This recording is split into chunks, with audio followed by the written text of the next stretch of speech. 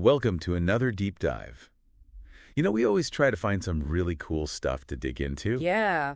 And today we've got something, well, a little different, but really gets to the heart of how we think about science. I think so. We're looking at how the history of science, and even philosophy, is tied to how we teach and learn science. Right. It's not just about spitting out facts, is it? No, not at all. It's more about how those facts came to be, the journey, the debates. The assumptions, the different perspectives. Exactly. And you've shared some really fascinating material that gets into all of this. I have. So our goal today is to sift through it all and pull out the most intriguing points for you. Sounds good. We want to give you, the listener, a new way to look at science education. Okay.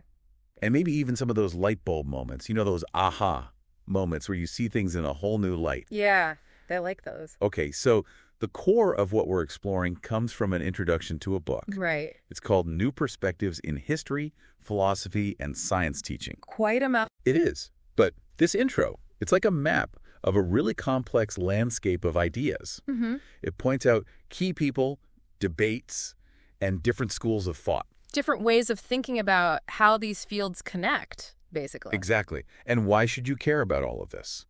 Good question. Well, it's not just some academic exercise. No, it's actually pretty relevant. It actually impacts how we understand science, how we teach it, how science interacts with society and culture. All of those things are intertwined, for sure. So our aim is to give you, the listener, a richer, more nuanced view of those connections. Some food for thought. Yeah, okay, let's dive in. So it might seem like connecting history and philosophy of science to teaching, like formally, Yeah. is a new idea. Right. But actually, it's been around for a while, over a century, the source tells us. Really? Yeah, I know, right? Over a century. Well, that's interesting.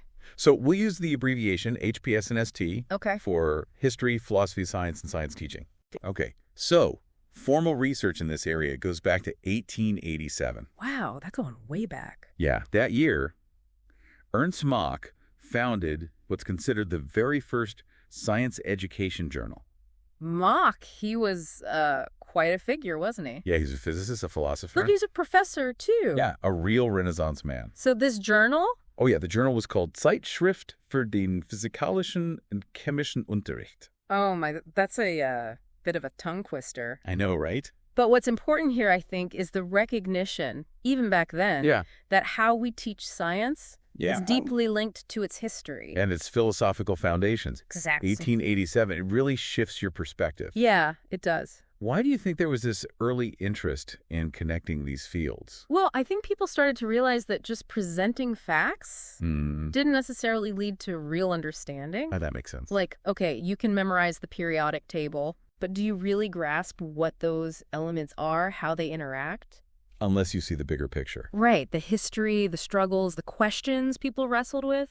Yeah, so Mach and others felt that to really understand science, you needed that context, that depth. that historical and philosophical perspective. Precisely. So this early journal was a platform for exploring those connections and how they could inform teaching. Interesting. It is. What about closer to home, like in the U.S. and the U.K.? Who were some of the key figures early on? Okay, well, the introduction mentions that in the U.S., back in the 20s and 30s, you had people like John Dewey. I know Dewey. Yeah, very influential in education. Learning by doing. Right, and Lloyd Taylor, they were already writing about how history and philosophy could enhance science education. They were ahead of their time. Yeah, they were.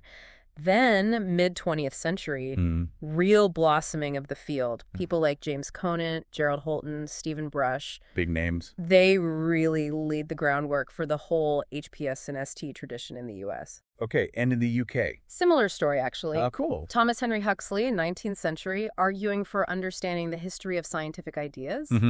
Then, from the 20s onward, people like Frederick Westaway and Eric Homyard were publishing books and articles exploring these same links.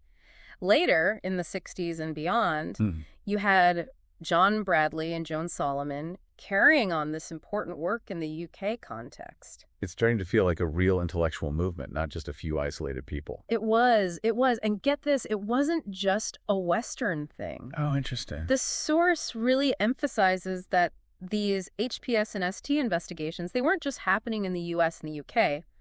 There's evidence of similar work in various European research traditions. Right. Spain, Portugal, France, Germany, Italy, Finland. All over. Researchers exploring these same ideas. In Asia, too. And Asia. It really shows that this interest in how history, philosophy, and science teaching connect, it's been pretty widespread geographically. Yeah, a global thing. Yeah, not just a niche Western concern at all. So where was all this research being shared? Were there journals specifically for this back then? Well, apart from Mach's journal, not really, at least not initially. Right. This early scholarship was very interdisciplinary, pulling from history, philosophy, education. Yeah. So you'd find these discussions popping up in various philosophy journals, history journals, and of course, education journals. Makes sense.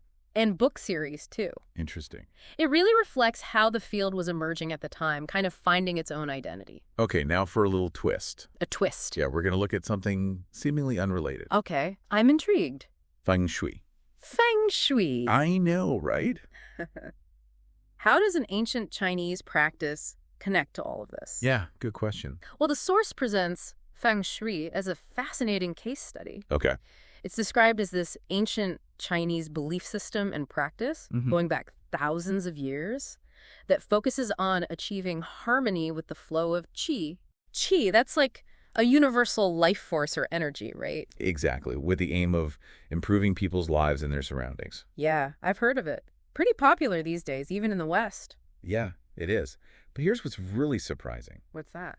Feng Shui is almost entirely absent from educational and philosophical discussions about pseudoscience. That's interesting, considering how widespread it is. Yeah, and its claims about energy and harmony with nature.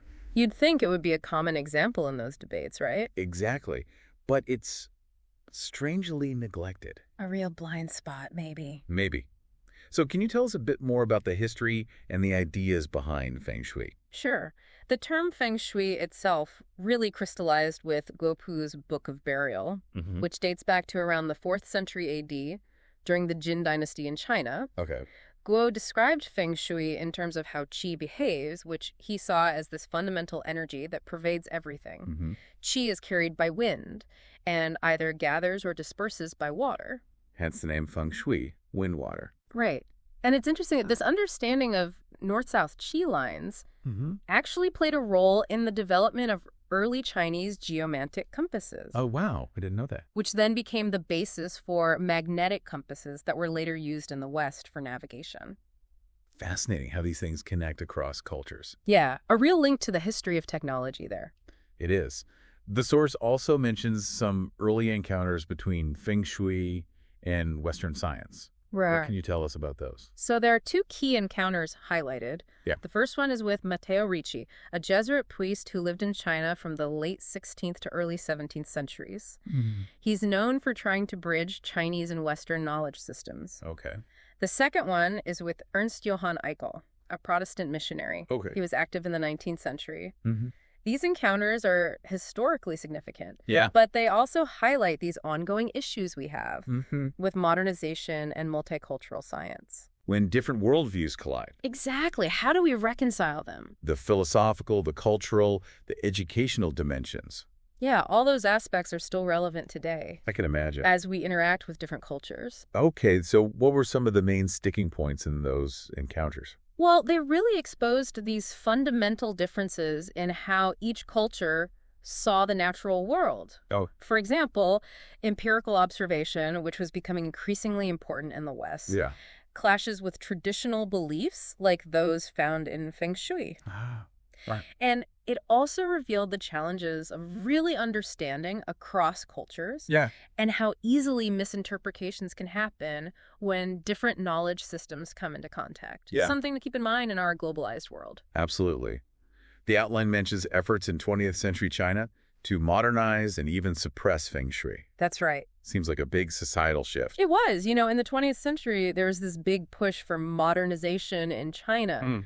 Various movements, including the Communist Party after 1949, they actively tried to diminish the influence of traditional beliefs. Including Feng Shui. Right. They saw them as superstitious, holding back progress. The goal was to replace them with a more scientific, modern outlook. Okay. So they tried to discourage, even ban Feng Shui. Interesting how those historical and cultural forces shape how we view different ways of knowing. Yeah, very much so. Okay, let's move on to the Enlightenment. Yeah. And its impact on science education. Okay. How did the ideas of that era shape how we teach science today? The Enlightenment, you see, Yeah. was this period in the 18th century, Right. growing out of the scientific revolution of the 17th century. Okay. They really emphasized progress Yeah. through reason and education for the masses. Okay. And it's important to note, Yeah. it wasn't a monolithic movement, Okay. but a central idea Yeah. was that reason and knowledge. Could lead to a better society. Exactly. I like that. Education is a tool for progress, Right, and they really focused on spreading scientific understanding. making it accessible to more people. Yes, science for all was a key idea. I like that. It was championed by thinkers like Mach, Huxley, Dewey, and Holton. All those names we talked about earlier. Yeah, centuries before it became a slogan in education policy. Really shows the enduring influence of the Enlightenment on how we think about science education. Yeah, it's still relevant today. Okay, let's switch gears again and talk about ethnoscience and cultural sensitivity. Interesting combination. So what is ethnoscience all about?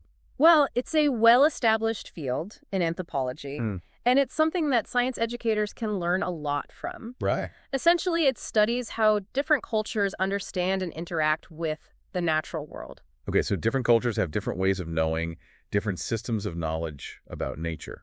Right, and this raises some really important questions Yeah. about teaching science in diverse cultural contexts. Where students might come with different worldviews, different assumptions. Precisely. What kind of questions come up when we consider those different cultural perspectives? We have to ask, what's the best way to teach science in these diverse settings? Should we aim for a universal global science curriculum? The same everywhere? Or should we be more sensitive to local knowledge systems? Ethnoscience, you Yeah, said. ethnoscience. Maybe incorporate those into the curriculum. Interesting, like teaching both the global and the local. Right. It gets to the heart of what the aims and content of science education should be in our globalized world. Yeah, those are some big philosophical questions. They are. Okay, this leads us to a more critical perspective. Okay. The critique of constructivism and what's called cultural studies of science education. CSSE. Yeah, CSSE. What are some of the main concerns being raised about this approach? So one central concern is about methodology. How they do research. Yeah, right? like is the study of the relationships between science, culture, and education, is it being done using rigorous social scientific methods? Like Mach or Sarton might have wanted. Yeah, or has CSSE kind of gone its own way? Developed its own set of methods, its own ways of determining what's true. Right, that are more aligned with cultural studies in general. Okay. That's one of the big criticisms. You mentioned something about immersion in cultural studies being a requirement for publishing in a CSSE journal. Oh yeah, that's in the opening editorial Okay. of the journal Cultural Studies of Science Education. All right. It explicitly states that a clear connection to and immersion in cultural studies is a prerequisite for any article they'll publish. Okay, so you have to be coming from that perspective. Yeah, and they say research will be published as long as it falls under the forms of inquiry that are, and I quote, characteristic of research within CSSE. Okay, so it seems pretty self-contained. Right, which leads to questions about potential biases and whether they're being rigorous enough. Makes sense. I mean, if you only allow certain viewpoints in. You might end up with an echo chamber. Yeah, exactly. What are some of the specific ideas coming from CSSE that people are critiquing? Well, the critique points out how CSSE has developed these interconnected ideas about science that to some people seem to cast doubt on whether scientific inquiry Can actually provide the best knowledge. right, the best and most necessary knowledge about the natural world. And social worlds, too. Right. There's this tendency in CSSE to embrace postmodern interpretations. So the nature of science, knowledge, truth. Yeah, and some worry that this might contribute to public skepticism about science. Okay, so potentially undermining trust in science. Yeah, that's a concern. Relativism also came up. Right, that's a big one. What does that mean in this context? It means there's a strong emphasis in CSSE on both intercultural relativism. Different cultures having equally valid ways of understanding the world. Exactly, Yeah. and intracultural relativism. Different perspectives within a single culture being equally valid.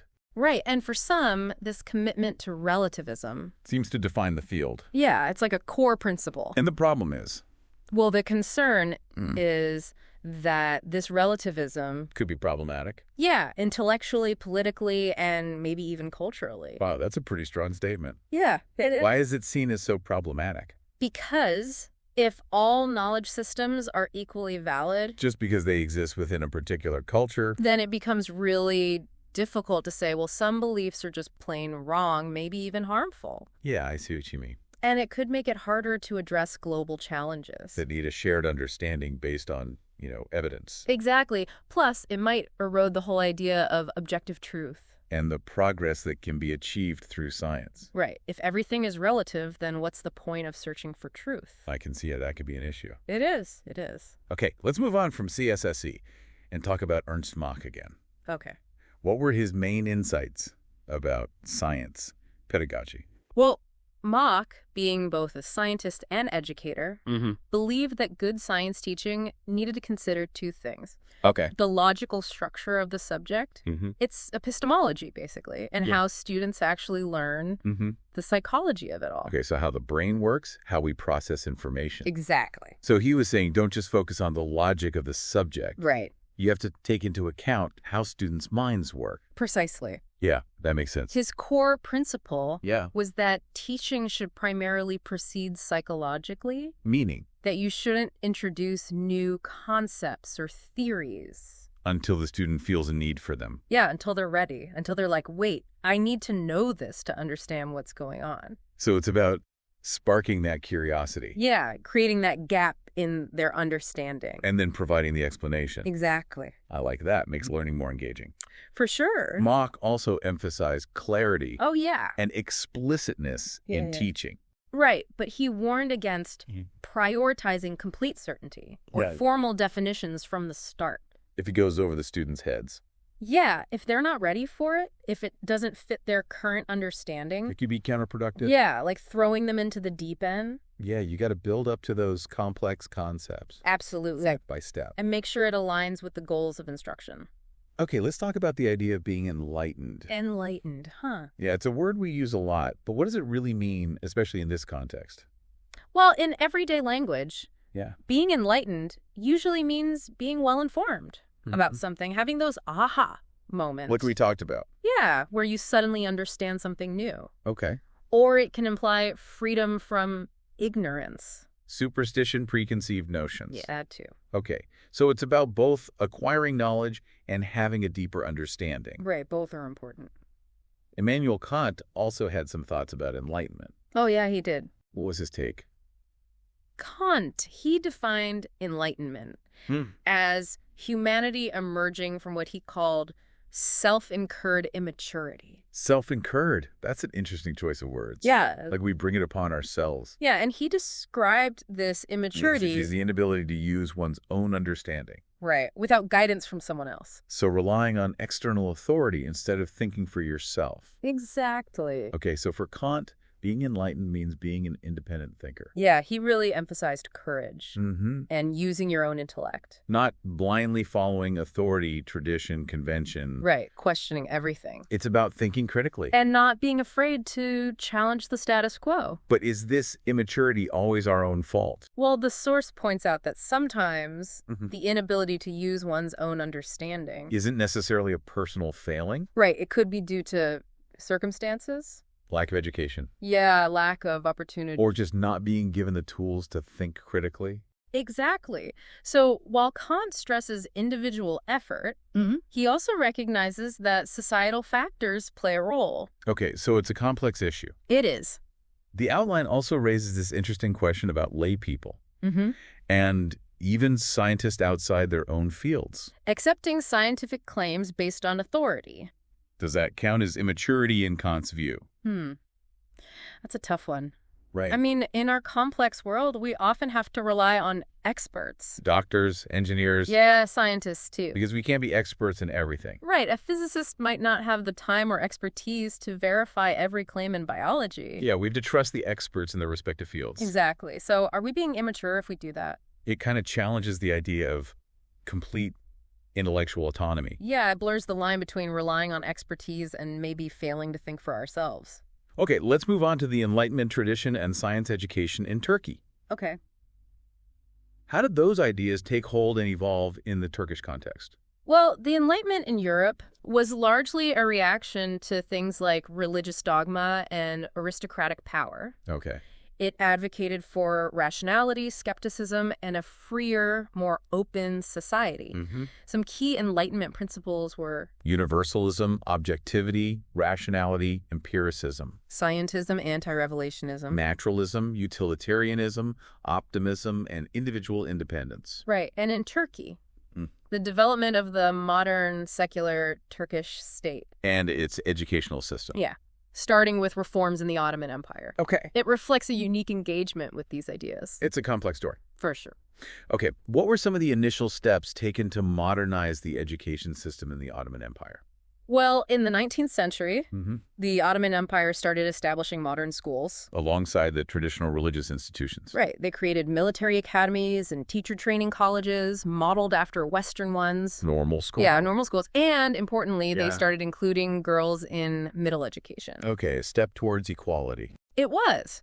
And they also tried to blend religious teachings with rational thought in the curriculum. Okay, so not a complete rejection of tradition, but trying to find some common ground. Yeah, a kind of synthesis. Okay, and then what happened with the founding of the Turkish Republic in the 1920s?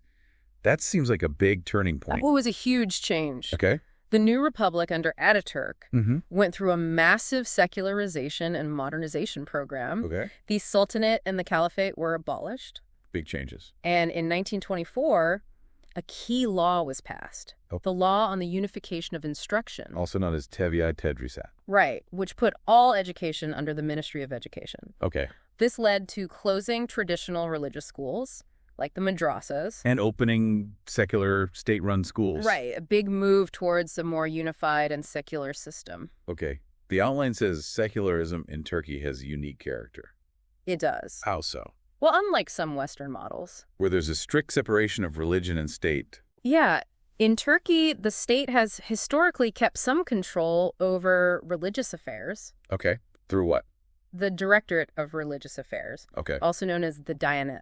Okay, so they manage religious institutions, personnel, education? Yeah, so it's more like state management of religion rather than complete separation. Okay, that's an important distinction. It is. The restructuring of Darülfünun into Istanbul University in 1933 was also highlighted. Right. Why was that reform significant? It was a big part of the modernization push. Okay. You know, there were reports at the time saying that Darülfünun, the old Ottoman university, wasn't really contributing enough to Turkey's intellectual and scientific development. It was seen as outdated, I guess? Yeah, too reliant on translations, not enough original research. Okay.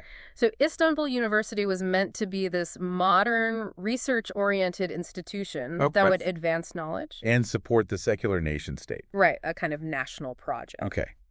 The village institutes sound fascinating. They were pretty unique. Inspired by John Dewey, right? In part, yes. What were they all about? They were co-educational boarding schools in rural areas. Okay. Focused on training teachers for village elementary schools. Okay. And rural development in general. Yeah, and while they were inspired by Western ideas... Like Dewey's? Yeah, they were adapted to the Turkish context. Okay, and they also served as a way to spread the ideology of the ruling party. It was a single-party regime back then. Okay. And the village institutes helped them reach rural communities. What about Sputnik? Sputnik. Yeah, the Soviet satellite launch in 1957. Oh, yeah. Triggered a lot of reforms in science education globally. It did. What about in Turkey?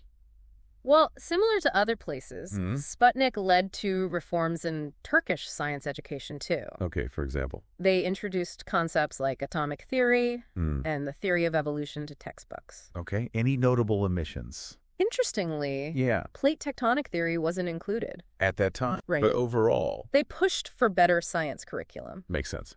But this period also saw a rise in more conservative politics. What some call Turkish McCarthyism, which also had an impact on education. The 1980s to 2010 period saw some big changes in Turkey. Yeah, big economic and political... Moving towards a market economy. Right, a more free market model. How did that affect higher education? Well, there was a military coup in 1980, a new constitution, and a shift to a free market economy in higher education. A new higher education council was established. Good.